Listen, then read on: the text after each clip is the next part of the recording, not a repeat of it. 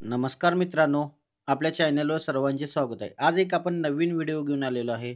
त्यामध्ये आहे बघा गाय, म्हैस यांचं वाटप. त्याचबरोबर कडबा कुट्टी आणि बऱ्याचशा 9 घटकांचं एक नवीन जी-आर आलेला आहे. त्या संदर्भात आपण आज तुम्हाला मी माहिती सांगणार आहे. बघा तुम्हाला दिसत असेल विदर्भ मराठवाडा विभागातील 19 जिल्ह्यांमध्ये सन 2024-25 ते 2026-27 या कालावधीत दुग्ध विकास प्रकल्प टप्पा 2 राबवण्याबाबत.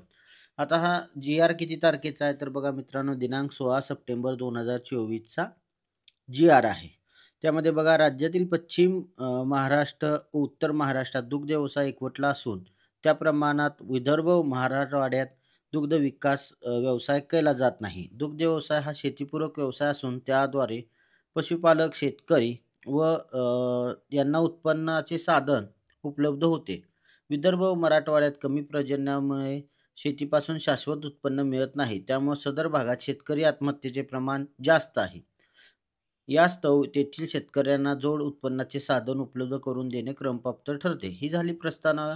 मित्रांनो बघा विदर्भ, मराठवाडा या विभागातील 19 जिल्हे आहेत. त्यामध्ये गाई, म्हैस वाटप योजना आहे.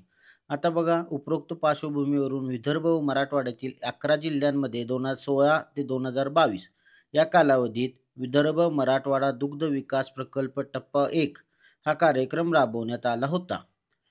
हा दुसरा टप्पा मित्रांनो आहे. तर सदर कार्यक्रमाची फलश्रुती सदर कार्यक्रम राबवताना आलेले अनुभव विचारात घेऊन विदर्भ व मराठवाड्यातील सर्व म्हणजे 19 जिल्ह्यांमध्ये दुग्धोत्पादनाच्या वाढीस चालना देण्यासाठी दुग्ध विकास प्रकल्प टप्पा 2 राबवण्याचा प्रस्तावास मंत्रिमंडळाने 13 ऑगस्ट 2024 रोजी जी बैठक झाली त्यामध्ये हे परवानगी दिलेली आहे.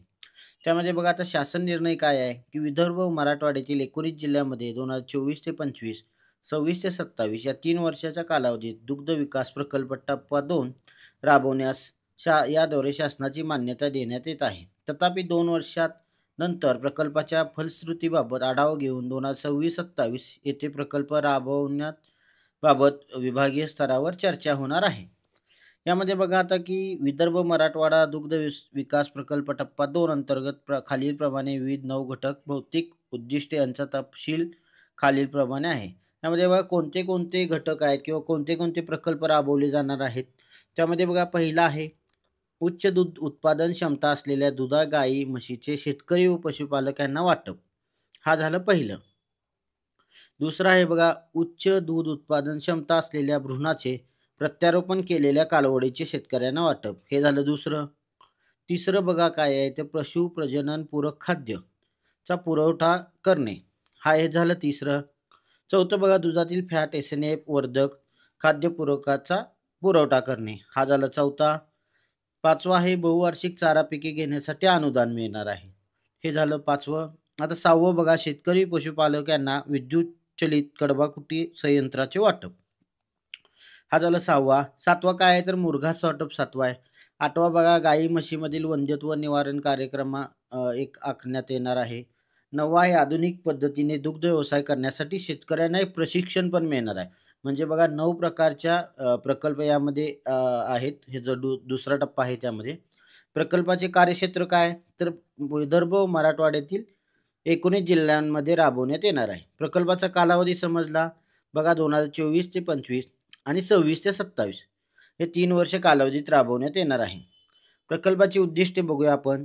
शेतकऱ्याच्या दारात गाई म्हशीमध्ये पारंपरिक पद्धतीच्या तसेच लिंग वर्गीकृत केलेल्या गोठीत प्रयत्न मात्राचा वापर करून कृत्रिम प्रयत्नाची सुविधा तसेच भ्रूण प्रत्यारोपण दुधाळ जनावरांची संख्या वाढवणे, शेतकरी पशुपालक यांना संतुलित आहार देणे या संदर्भातला सल्ला, वैरण विकास कार्यक्रम, दर्जेदार चारा पुरवठा करून पशुच्या आहार पद्धतीत सुधारणा करणे, गाव पातळीवर पशु आरोग्य सेवा पुरवणे, उच्च दूध उत्पादन क्षमता असलेल्या गाई म्हशींचे वाटप.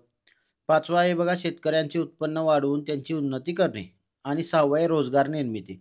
हे सगळे प्रकल्पाची उद्दिष्ट आहेत.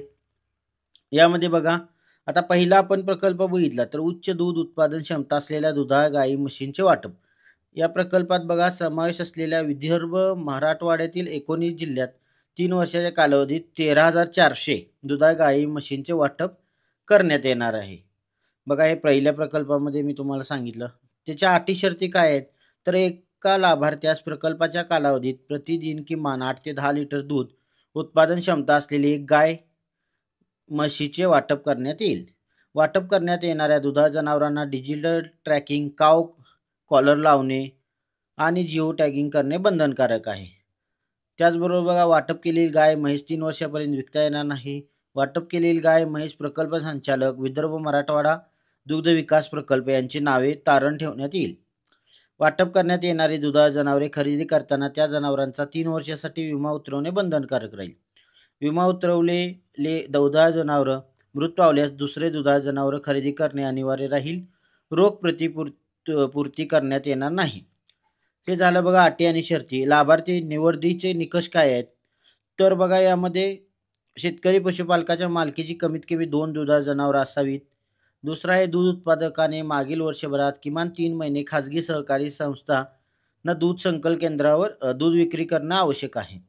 तिसरं बघा, प्रकल्पाच्या पहिल्या टप्प्यात तसेच मागील 3 वर्षात कोणत्याही शासकीय योजनेअंतर्गत ज्या शेतकरी पशुपालक यांनी लाभ घेतला आहे असे शेतकरी पशुपालक दुसऱ्या टप्प्यात सदर घटकांचा लाभ घेण्यास पात्र ठरणार आहेत. म्हणजे हा पहिला टप्पा जो झाला त्यामध्ये लाभ घेतला असेल तर तुम्हाला यामध्ये लाभ घेता येणार नाही. चौथा आहे बघा, कुटुंबातील केवळ एक व्यक्ती निवडीस पात्र राहील. पाचवा आहे बघा, एका गावात जास्तीत जास्त 5 लाभार्थी निवडीस पात्र राहतील. हे बघा, मी तुम्हाला सांगितलं पहिली जे प्रकल्प होता, उच्च दूध उत्पादन क्षमता असलेल्या दुधाळ गाई म्हशींचे वाटप, या संदर्भातले अटी शर्ती, लाभार्थी निवडीचे निकष सांगितलेले आहेत. आता बघूया आपण दुसरा आहे गाय म्हशींची खरेदी अनुदान वाटप.